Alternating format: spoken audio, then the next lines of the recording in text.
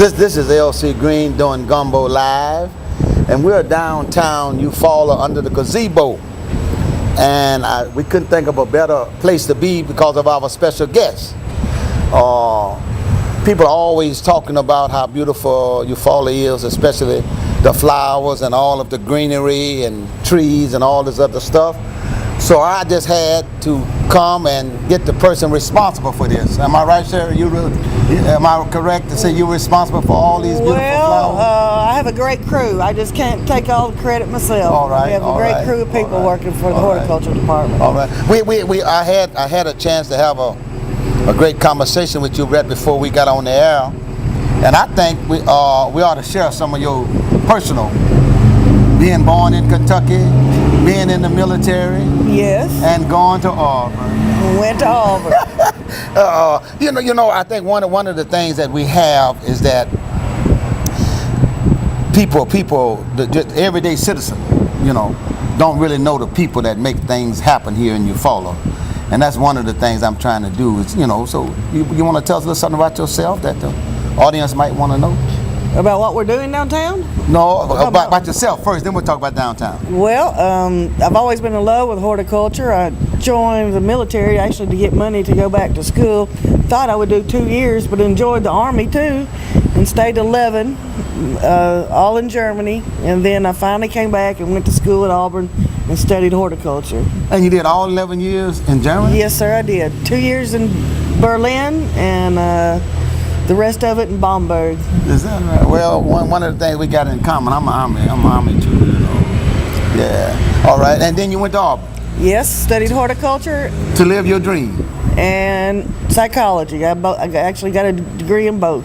Do you psych these trees out sometimes? No, but I always say I know fruits, nuts, and vegetables in both the people world and the plant world.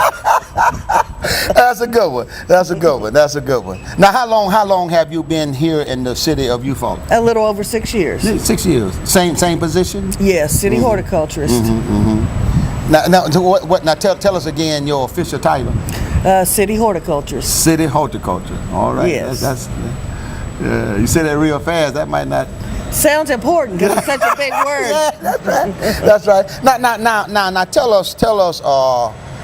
us first of all, what your job consists of. I mean, we hear this long title. Tell us exactly what that is. Well, we actually just maintain anything you see green in the city. People think it's just the flowers and the trees, which we take a lot of pride in. We just got a grant for another greenhouse so we can grow more flowers for the city. So we do all the flowers and take care of the knockout roses in town, and we plant trees. But we also do a lot of grass cutting. We cut and maintain all the medians on 431, 82. You name it. If you see grass being cut, we do it. Yeah. Now, you said something about another greenhouse. So that means we got 2 greenhouses. Tell us about the greenhouse. Well, we have a greenhouse that's been here for several years, okay, and that we've been growing a few flowers in. It's over at the street department. Is that open to the public or no? No, it's just where we would grow flowers to put in our flower beds. Okay, I got you. It's got a little older, and we had the idea. There was some money available for a Rails to Trails project, and we had already got through grant money the lot by the entrance to the trail, and there was money available for an outdoor classroom. So we thought as part of that, we would add a greenhouse, a teaching greenhouse that would be open at certain times, during growing seasons, to the public when they could come in and actually see how plant propagation is done. So is that going to be actuality, or that's still on the drawing stage? The greenhouse is up. We're looking at probably the month after the pilgrimage for it to be completed. And the reason being is we have a water meter there, and we need to trench the water to the greenhouse, and that would be a little bit messy, and there's going to be an antique car show there, and so we didn't want to mess up the ground before the pilgrimage. Now again, in case we missed it. Where's this located at now? The greenhouse? It's we can go to the one that's open to the public. It will be. It's at the entrance to the Yola walking trail across from the Chamber of Commerce. Okay. In that open lot there. Okay. Now talk about the walking trail. Do you have anything to do with the walking trail? Yes, we maintain it and manage the walking trail. We've created several nature trails off of this main trail. In the beginning, it was just going to be one just straight paved trail, but we've found out that the public and families with children are loving these little nature trails going down to the waterfall and different locations off the main trail. So we're trying to continue to create more of them. Let me ask you this: I've never been on the trail. I've never been on it. Now, if I was to walk the trail, is there markers or anything there to tell me what's going on, or what is what? There's signs going to the waterfall trail. There's a sign going to. We created a trail to the historic Fairview Cemetery, which we also maintain. We've created another one to Fairview Addition, another cemetery. And what this allows is people that live on Randolph that don't want to drive down here, they can just access the trail from their street. Wait, now that's close to my house. I live on Daniel Place. Yes. So the trail is close to my house? You could access it by walking to the back of the cemetery, and there's signs showing how to Really? get down to the trail. And also, that's good for tourism because they can walk the trail and say, oh, there's the historic cemetery. Take a little trail up and explore it. It comes out in the old Jewish section of the cemetery. Now, the cemetery has been designated as a historical spot? Yes. And that's why the city is able to keep it up? It actually belongs to the city, and Oh, it belongs to the city. and it has been designated a historical site. Okay. Now. There's a historic marker on Randolph entrance to the cemetery. That's in walking distance from me. I'm gonna look at that. Now let me ask you one thing. I think it was the last city council meeting. The mayor had said something about adding to the walking trail. What is that all about? Well, we would love to add to the walking trail, and right now it's just in the pursuing. Would like to. Okay. We've got our engineering firm looking into the grant money, and we walked where we'd like to expand it to. And like I said, right now it's just into figuring out how much it would cost, so we know how much of grant money to apply. How long is the current trail right now? It is about 3.5 miles. 3.5 miles. It goes all the way to Creektown. It's a walking trail. Yes. 3.5 miles. Only 3.5 miles. You got to love it. But you can also ride your bicycle. Oh, really? Yeah. So it's a walking and a bicycle riding trail. Bicycle, no motorized vehicles, but so don't get one of them bicycles with that little motor on it. But y'all don't want me on that trail. But you can get. We'd love to see you on the trail. Yeah, okay. You can bring a stick if you get tired to lean on. There's benches along the way. Sit down. It goes right by the lake, so beautiful scenery. And it's just we got 200 to 300 people using it a day. No. That's my next question. So you think you're averaging about 200 or 300 people a day? Yes, on the weekends and during and numerous fun runs. And canter walks. Are there certain hours? It's not dawn to dusk. Okay. We don't want Dusk to anybody dawn, out there right. after dark. Right. Okay. Just like most of your national parks and other places. So Eufaula has a lot more to offer than I know, and I'm not sure how many other folks might not know what everything that y'all have to offer. We have the trail is a great asset. You can actually walk the trail not even a quarter of a mile and take that waterfall trail down, and it is like you're in the middle of the woods with this beautiful waterfall.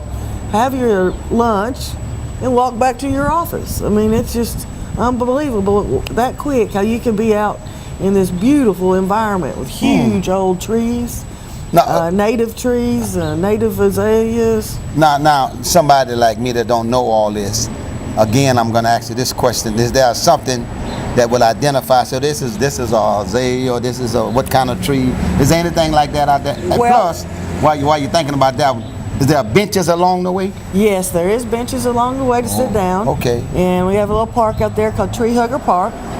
And there's picnic tables. Sit down and bring your lunch. And benches. But as far as the trees being marked, no. My goal is, and we've been shooting for this, is to get maybe an Eagle Scout or somebody as a project to go and do the tree markers, identify them, and to do more. It's named after Chief Eufaula, the Holomiko. So maybe put the scientific name of the tree, the common name of the tree, and then some uses Native Americans use that plant for. Okay.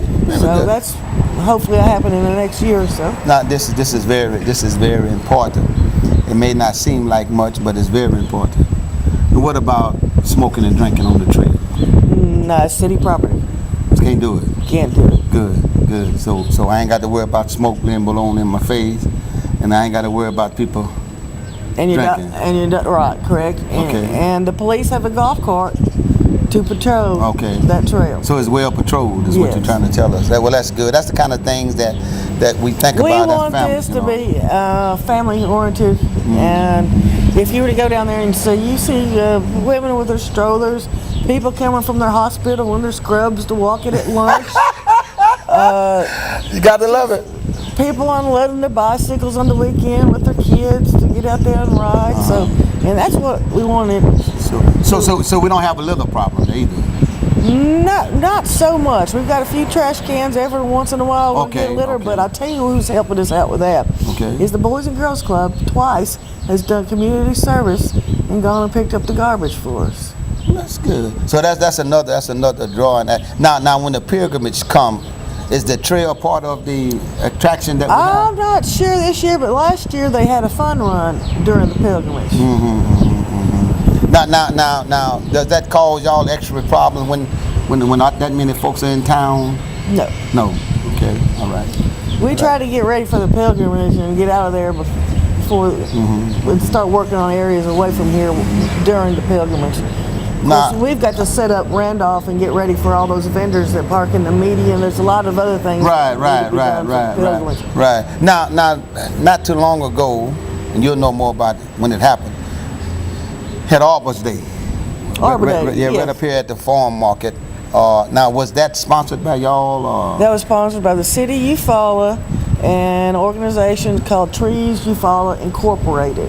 Okay, and they're the ones that sell these trees and the granite markers in memory of people. And this little bit of profit they make for that is used to buy more trees for the city and to buy the trees that are given away at Arbor Day.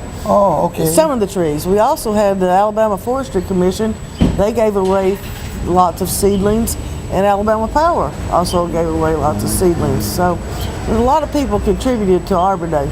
Now, one more thing. Oh, let me throw this in. Go ahead, and we're the second oldest, but to be a Tree City USA, you have to have Arbor Day. And we're the second oldest Tree City USA in the state of Alabama. The second oldest? Mobile being the first. Is that? Oh, they got some beautiful trees in Mobile. Oh, yes, they do. I lived in Mobile a couple of years, and that that was some beautiful trees. Now, is there any plans for any future planning, and where would it be so far? Are you going to plant anything new? Well, tree-wise. Tree-wise, we got to go plant down in there. Of course, landscape that greenhouse as soon as we get a chance. That'll be after the pilgrimage. But we're always planting trees. You can look at every tree. All the hollies down the street and the crepe myrtles going down there. Every tree you see has been planted by this department within the last 5 years. Now, how close would you come to private property? If you wanted to plant something, I couldn't call you and say, "Oh, that would look good in my yard." No, we can't plant on private property, but we can plant on right-of-ways. So if you have an area that's on the city right-of-way that you might want a tree, and we had extra trees, we might be able to do that. No, what would you say might? What would be? Well, meaning if we had the funding to do it. Okay. Now, this may. Or are you talking about purchasing the tree yourself? Well, I'm going both ways with that. Now, my question would be, and I'm not sure you might can answer this. What would it cost to plant an average tree? What would it cost? Oh, that's Depends on the tree, or Depends on the tree, the size of the tree, if it's a 10 gallon, a 30 gallon, a 50 gallon, if it's ball and burlap. And it just, that's, well, I asked a question that if it I requires, got down, so I don't know. if it requires a shovel, if it requires an auger, if it requires a hand auger, if it Really? requires a tractor auger. So, I mean, that's just too, So now I'm gonna ask you this on the business side of it. No department say they have enough in their budget to operate on. Your operating budget is sufficient, or? we were asked to cut this year 10% of our budget, which has made things extremely tight. Really? So you was asked by the city to cut 10%? Yeah, every department was asked to cut around 10% of their budget. And so that makes things tight, but you just do the best you can do. How large a staff do you have? I have 6 people. Seems like more than that, 6. 6. In the summer now we'll add some seasonals. So y'all hire local high schoolers High or anybody? schoolers. Okay. In the summer, but in the winter when the grass isn't growing, 6. Yeah. But So the thing that keep you the most busy is cutting the grass. What you say? cutting the grass is a big part of the summer. Keeping the kudzu down on the trail, getting that out of control, is quite a bit of it. And plus, we're going to be in full flower production again as soon as this new greenhouse gets set. Right. I'm looking forward to the new greenhouse, and he says it's going to be more of a teaching. We're going to hold classes there. Hopefully, some for field trips from the school and some for these garden clubs. Yeah. Maybe a master gardener class. We'll just have to see. So they have different classes in gardening. You Yes. said master gardener. Is that right? That is a course. Master gardener is a course. Oh, so we just It's put on by the Alabama Extension Office. okay. Here in Eufaula? Well, it's actually the county offices in Clayton. Okay. So now you said garden club. How many garden clubs do we have in the city of Eufaula? Do we have any at all? We have quite a few. Have quite a few. So that's the type of things that would happen at the new greenhouse that you're talking about. Well, I mean, we have lots of projects that we're gonna ask people. We're gonna put in a rain garden, rose garden. So it's gonna be all different varieties of things that we're gonna do that people can come and assist and learn. Okay. Well, I tell you, we the average one of us don't understand, number one, the cost and the work that goes into keeping this city looking as beautiful as it was. I know one time I got in hot water because I questioned the fact of those folks watering them flowers on Sunday mornings. Well, the problem is they're sitting in blacktop, and the temperatures go over 100, so they wouldn't make it. Yeah. That was what explained to me, and I thank you for sending me the answer. You sent me the answer. I don't know if you remember. Yeah, you sent me the nobody answer. wants to water on Sunday, Yeah. but I mean, It's a necessity. You go to all this problem to the manpower to grow them out in the greenhouse, or you plant them twice actually. They come in plugs. You plug them into flats. You grow them out till they're big enough to plant again. Then you plant them in the monuments, and then if you didn't water them, Yeah. And let me say this too. My concern was them going to that's church. just like. That was my concern, and the word was that they be through in time enough to go to church if they want to go to church. Oh yes, I have. My employees go to church. In fact, Lloyd McCamey, I don't know, is a member of one of the biggest gospel groups.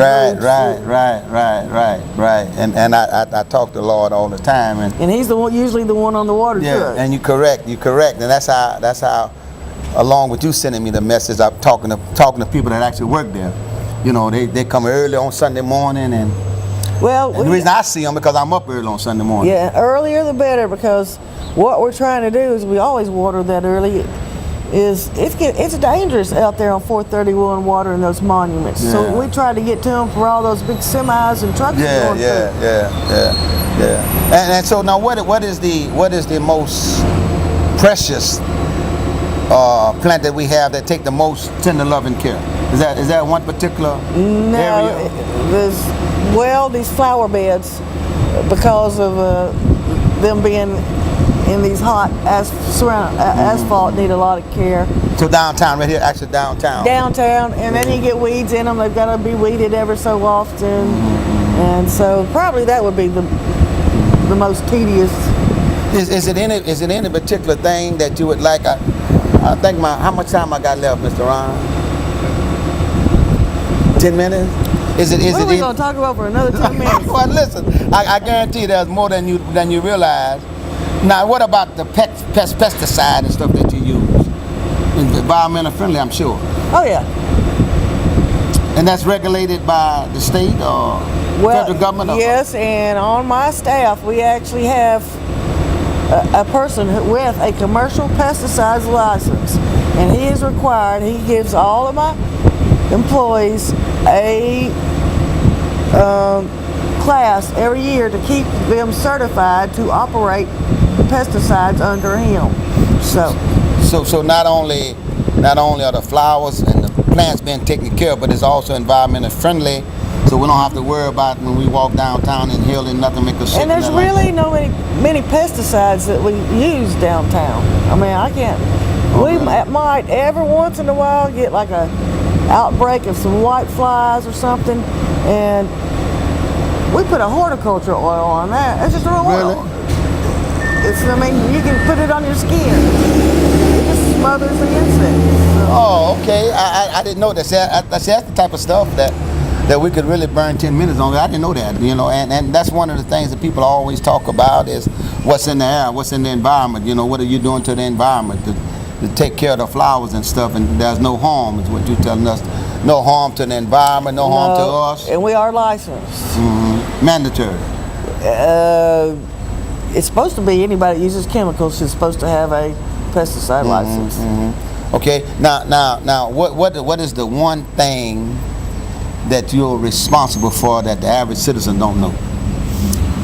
I don't think a lot of them know that we're responsible for edging all these medians downtown on 431 and 82, edging and cutting the grass and weed eating. That we're not just doing flowers. And we're not just doing flowers. We're cutting all this grass up Broad, down Randolph, up Barber Street. We cut all of that. I don't think they realize that with all the areas that we maintain. Right. It takes a lot to maintain that Fairview Cemetery. When you think about hundreds of tombstones, there's got to be weed eaters around. Mm-hmm. Now, do you have your staff broke down where those who do the cemetery just do the cemetery, or they got each group has specific areas that they do. I mean, it seemed like to me, just thinking in my head with 6 folks. So they have a routine. You can't just swap them up. I mean, they know what they need. Yeah, right. Okay, that seemed like a full day's work. You're getting a full day's work out of your crew. Oh, they work hard. Yeah, that's what it seems. They really work hard. Yeah. I've got a great crew. Yeah. Now, tell. You answered that question. Now, I got a good, broad listening audience. So now is your time to tell us anything that you'd want us to know about your department, and I want to say to you, on behalf of my listeners and behalf of Gumbo Live program, thank you and your staff for all y'all do, because there's nobody that ever come through this city and stay in this city over 5 minutes that don't talk about how pretty it is, and that really helps the city. And I'm not sure that our elected officials appreciate y'all enough, and I'm not sure that the common citizen appreciate y'all enough, but y'all do a lot of work and keep this sound looking good. Well, thank you for that, and I tell you what, sometimes my guys don't feel appreciated. They feel like people just think it just gets done and don't realize all the hard work that they're putting into it. And one thing I would like to say, if you see the guys in orange out working hard, just walk up and thank them and tell them you appreciate them. A little bit goes a long way. Sure. Now I had some limbs fall in my backyard, and I piled them up on side the road. Now, well, that's your people that picked those limbs up? No. But that's a whole different department. That's a whole different department. Okay, all right. I did not know, but I did walk on my porch. That would be the street department and the knuckle boom crew. Okay. I did go out on my porch and tell them thank you though, and I appreciate your time. And as the greenhouse get closer, matter of fact, what I would like to do is if you have a grand opening, we will plan on it. I'd like for us to be there. That we might put it on Gumbo Live, and that Gumbo Live comes on every Thursday night at 7 p.m. on channel 97. And the big question has been asked about 97. If you don't have your box, can you still get 97? And the answer is yes, if you have a flat screen TV. If you have a flat screen TV, but you don't have the box, and you got Bright House cable, you turn it on 115.5, and you can catch Gumbo live on Thursday nights at 7 p.m. And I'm going to ask all of you to please tune in to that on Thursday night.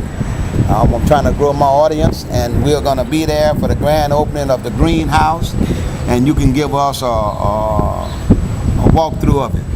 Looking forward to it. Appreciate all right? it. And anytime that there's something that you need us to know, you're welcome to come on Gumbo Live, and I thank you for taking your time. We're actually doing this on Monday because I'm on my way out of town, and Miss Sherry took her time to come with her busy schedule to make it convenient for me so I could have a show to put on, and I want to thank you for that. Thank you very again. much. Thank you very much. We're going to do this again. Okay. This Gumbo Live, normally from the Bread House, but today we're downtown Eufaula, beautiful Eufaula, at the gazebo downtown. Thank you.